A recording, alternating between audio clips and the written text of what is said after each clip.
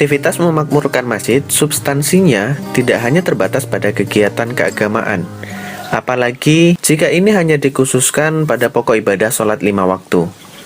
Memakmurkan masjid jauh-jauh hari telah Rasulullah SAW contohkan dalam peradaban Islam masa klasik, yaitu menyangkut 5 aspek lain yang saling berkesinambungan. Rasulullah SAW mengatur urusan persatuan dan kenegaraan dari masjid. Dari atas mimbar, beliau SAW berpidato mengenai urusan agama, pendidikan, ekonomi, sosial, pertahanan, dan bahkan urusan-urusan kenegaraan. Selain itu juga, Rasulullah SAW juga mengintegrasikan masjid dengan pasar. Ini menjadikan masjid sebagai pondasi ekonomi dan kesejahteraan umat. Berbicara masjid dan pasar, saat ini banyak orang yang tidak menangkap substansi hadis mengenai Allah membenci pasar dan menyukai masjid.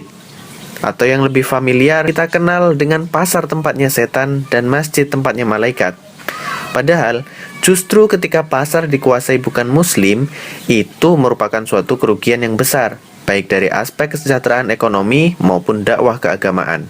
Oke, kembali ke masjid.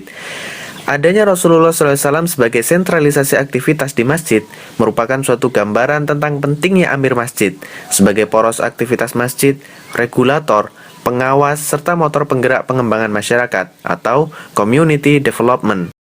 Masjid harus menjadi ruang gagasan, tempat diskusi dan musyawarah, serta ruang kreatif, sehingga akan muncul suatu gagasan yang akan melahirkan kuliah-kuliah baru di masyarakat.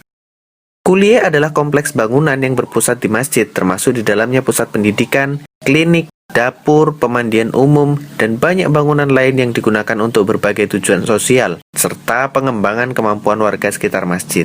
Sehingga tidak menutup kemungkinan bahwa di satu ekosistem kuliah ini akan ditemukan masjid yang terintegrasi dengan pasar yang menerapkan nilai-nilai Islam di dalamnya, yang menjunjung tinggi keadilan, kejujuran, dan tolong-menolong. Bukan tempat yang penuh penipuan, riba, janji palsu, dan keburukan-keburukan lain yang dibenci Allah Subhanahu wa Ta'ala.